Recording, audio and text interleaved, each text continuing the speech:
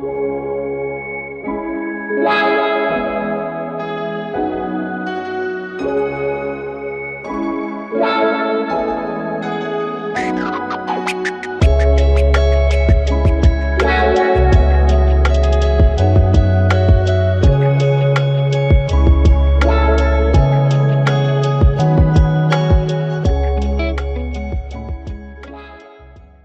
PA is a grassroots organization. We are just common people that we have got together to fight for the right to housing. We like to say that everyone is directly or indirectly affected by the housing situation. You are directly because you are being forced of an eviction or you cannot pay your rent, or you are indirectly affected because rent prices are increasing, because you have a mortgage law that protects the bank and doesn't protect the consumer. So we are really all affected by housing, as we all need a place to live and a house. So we are an horizontal organization. There is no leaders, there is no presidents, no board. There is no support of any kind from any organization, no trade unions, no political parties, of course, no foundations. So we live only in donations that some individuals, but basically by selling T-shirts and doing some paella parties, and that's how we finance ourselves. So we have proven that we can be a national movement, having the capacity to lobby governments and to propose laws, but we having to have money or having to have professional activists. We are extremely political because every time we stop an eviction, we are doing politics. Every time we retake an empty house from a bank and we put a vulnerable family there, we are doing politics, but we do politics from the street, which is different from being supporting a political party. We don't support any political party, even if people of our movement have gone to the professional politics.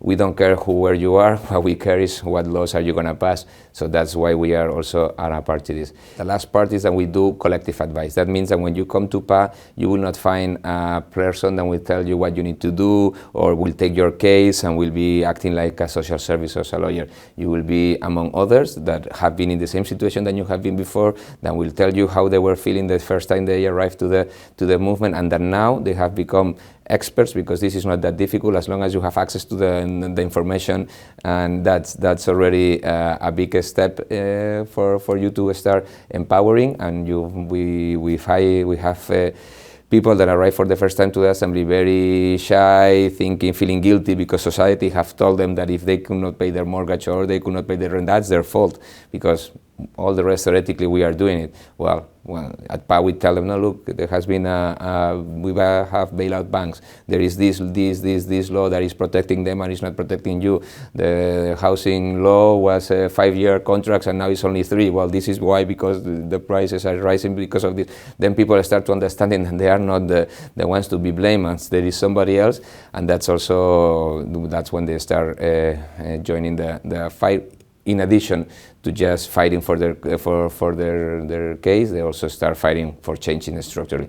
So as a movement, we started in Barcelona 13 years ago, and now we are all over the country with more than 200 chapters, and hopefully one day we will disappear, and that will be the day that the housing right has been guaranteed in Spain, although I think it's going to take us a little bit longer, but we will get there.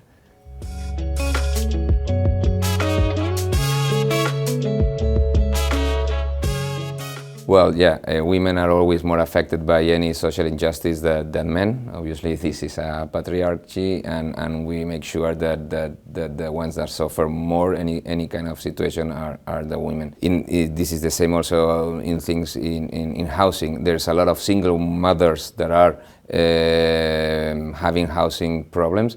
But also it is the name of we are calling Afectadas is because the movement is mainly a feminine movement. Because when problems start, men normally just leave, and the ones who is fighting for the family, fighting to change things are the women, and you see that at PA. So PA, most of the people that are coming to our assemblies, the person of the family who is fighting against the bank or is fighting for making sure their kids have a place to live, they are not men, they are women. So that's also one of the reasons why we are called in feminine, Afectadas por la Hipoteca, and not a masculine name.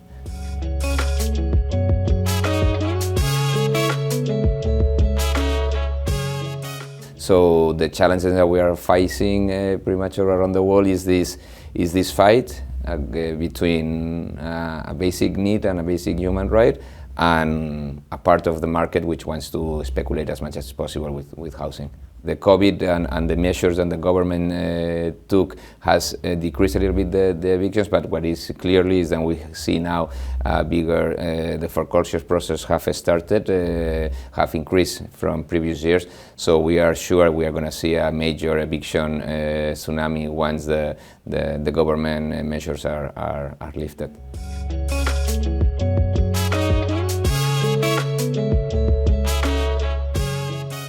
Obviously, here the problem that we have is the idea that you can only have a stable housing option just if you buy. As rents are increasing more than 7% every year, as there is no public housing market, as there is no cooperative, there's no other alternative for you or to buy. And then you have tax deductions, and for many years, the government was pushing for everybody to buy. If you buy, you have a debt. You are, as a society, we are easier to control if everybody has to work to pay their mortgages in order not to be kicked out from their places. So you don't have that much time to question or to fight for your rights.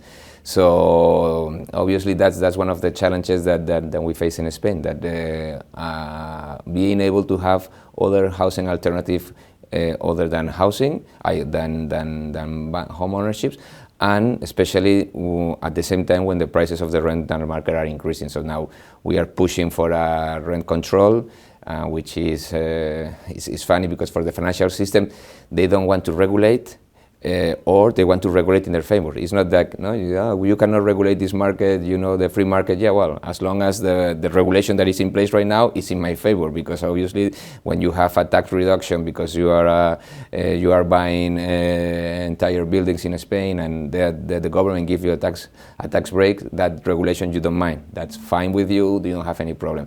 But when we are talking about rent control, that setting a maximum price for rents, then obviously they have a problem. So we as a society, we also have the challenge and the obligation and the power to change those things, and that's what we do at PA. We try to fight for the right to housing for everyone.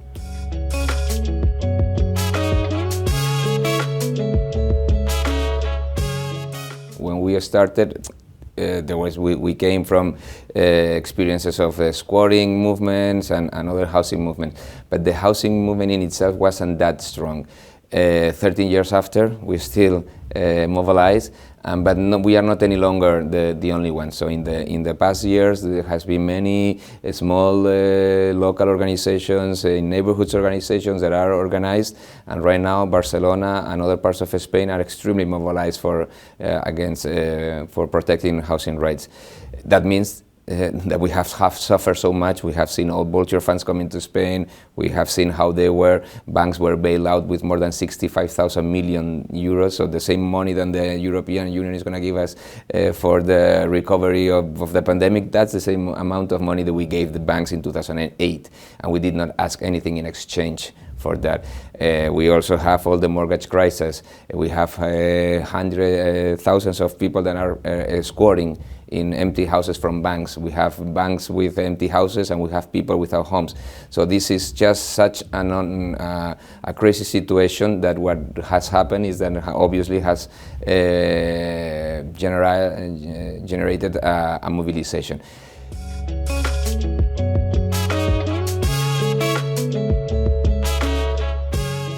The housing players are not just local, not even national, they're international. So we find Blackstone, we have Goldman Sachs, we have TPG, so you have, those are playing everywhere. So obviously we understand that if we want to fight against them, we need to be mobilized and coordinated not only at a local level, but also at a national and an international level. And that's why it's also so important to share knowledge, to share experience, to share best practices, and because that will allow us also for these players, and they think they can do whatever they want, well, at least they have found some places in Spain where people are really confronting them and where they are really showing the society the way they do things. Our capacity to mobilize and our capacity to also join other fights which are related with housing. As we were saying, not only the housing itself, but fuel poverty for us is also very relevant, because there is not a house without a heat and a light, and so that's also a part, a very common battle. So there is a whole bunch of people that are affected by housing, and we are trying also to join those mobilizations.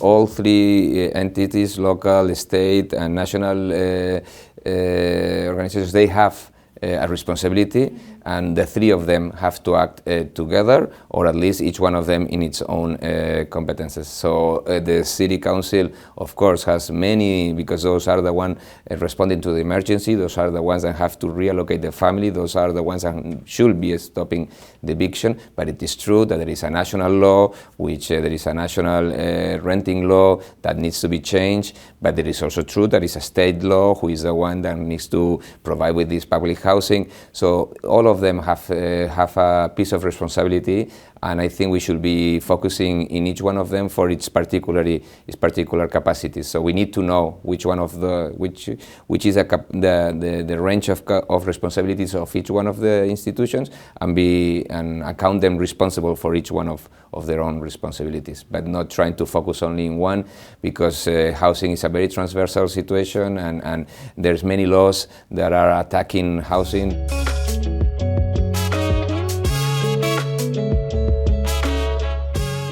So one of the, I think, interesting things about PA is that we not only work for the emergency. So we put our bodies to stop evictions. We do civil disobedience.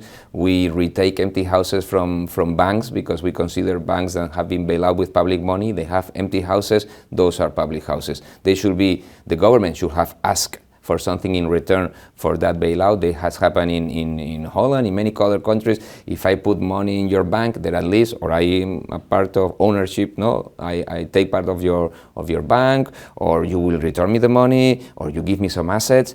What never has happened is that I just give you the money and for free. Now with the eviction, with the COVID, we don't see that. With small businesses, they may get a loan, they have to return it. Banks didn't happen that way. So obviously, we work to stop this emergency, but at the same time, we need to change the law. This needs to be structural. We cannot be stopping evictions every day. Our aim is to disappear at one point, because that will mean then the right to housing has been guaranteed in Spain.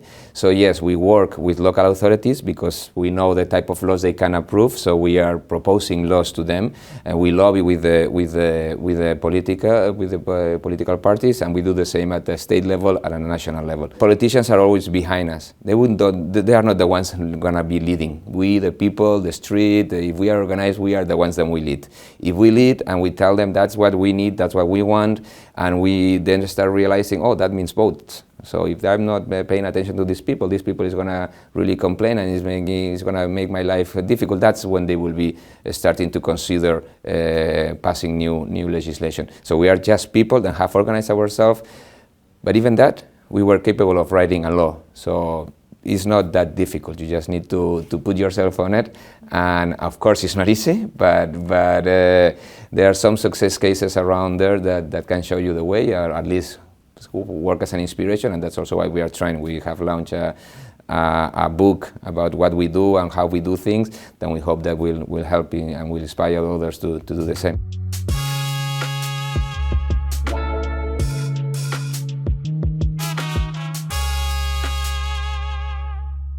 Anything you would like to add? I don't know, so many things at the same time. No, I'm okay. So.